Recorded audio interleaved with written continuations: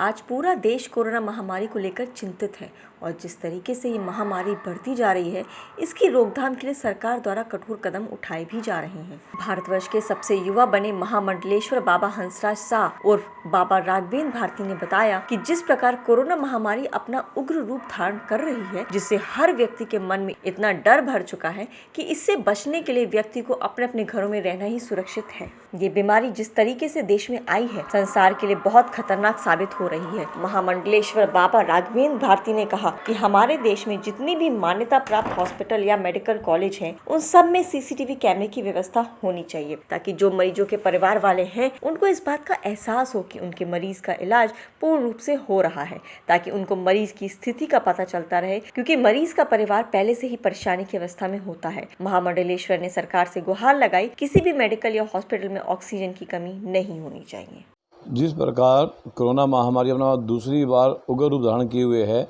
ये एक कितने भयानक रूप से इस संसार के अंदर और इस हमारे भारत देश में आई है कि जिससे हर व्यक्ति के मन में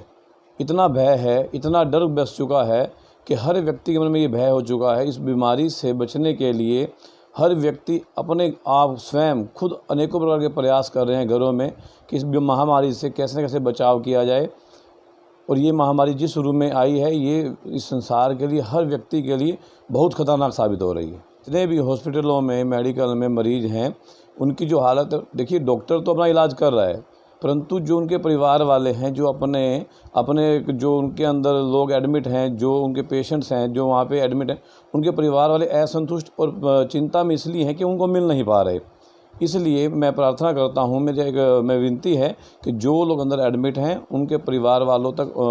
हॉस्पिटल में चाहे तो सीसीटीवी कैमरा से या जैसे भी हो सके उन तक उनकी स्थिति बताई जाए। जो भी स्थिति है, अच्छी है बुरी है, परिवार को पता होनी चाहिए, ताकि उससे परिवार वालों को संतुष्टि मिले। क्योंकि जिसका अंदर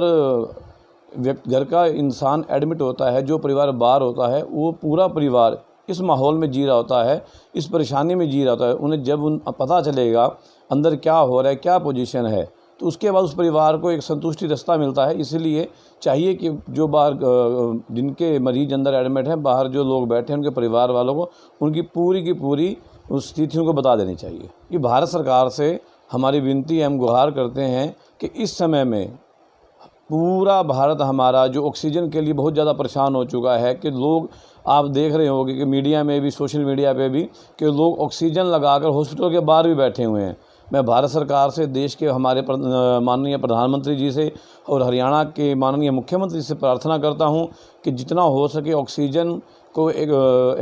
को लोगों तक पहुंचाने के लिए कठिन से कठिन प्रयास किए जाएं, ताकि लोगों को राहत मिले और इस जो इतनी बड़ी महामारी फैली हुई है, इस महामारी से लोग बच सकें और बचाव कर सकें। और मेरी प्रार्थना है कि जितने भी जो भी लोग बिना किसी कार्य के अपने घर से बाहर जा रहे हैं, वो घर से बाहर ना निकलें, अपने घरों में रहें, अपने परिवार को सुरक्षित रखें। जिन्हें मजबूरी है, जिनके घर के व्यक्ति बीमार हैं, वो डॉक्टर के पास जाएं उनको लेकर,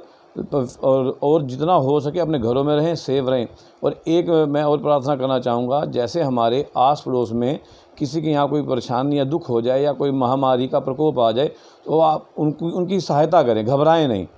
आप उनकी हेल्प करें, जितना हो सके एक दूसरे के बचाव के कार्य कीजिए। देखिए जी, जिस प्रकार ये महामारी हमारे देश में इतनी बड़े स्तर पर प्रवेश कर चुकी है, उसमें आम जनता जो आज त्रस्त हो चुकी है, जगह जगह पर रोड के ऊपर, अस्पतालों में प्राइवेट हो या सरकारी हो, किसी को, बड़े से बड़े इंसान को भी आज एक बेड की सुविधा नहीं हो पा रही। आज से कुछ समय पहले हमें इस महामारी ने दस्तक दे दी थी और लगातार कुछ महीनों तक ये महामारी हमारे देश में रही। उसके बाद में हमें कुछ एक टाइम पीरियड मिला था बीच में हमारी सरकार को, केंद्र सरकार को, राज्य सरकार को, कि इस महामारी का दोबारा से अगर सामना करना पड़ जाए तो किस प्रकार से किया जा सकता है। बीच में हमें 2-3 महीने एक रिलीफ मिला था, चाहे वो भगवान की तरफ से लगा लीजिए, चाहे हमारे डॉक्टर जो साइंटिस्ट हैं उनकी तरफ से मिला। ये जो समय हमें मिला बीच में 2-3 महीनों का, ये समय में हमारी केंद्र सरकार और राज्य सरकार को एकजुटता से इस महामारी से बचने के लिए तरह तरह के प्रयास करने चाहिए थे। जैसे हमारे देश में वैक्सीन का जो इतना बड़े स्तर पर वैक्सीन आई है, अब प्रत्येक व्यक्ति को तो ना लग करके कुछ ही स्तर में लगी है, लेकिन उस वैक्सीन को भी अगर एक बड़े प्रोजेक्ट के साथ में उतारा जाता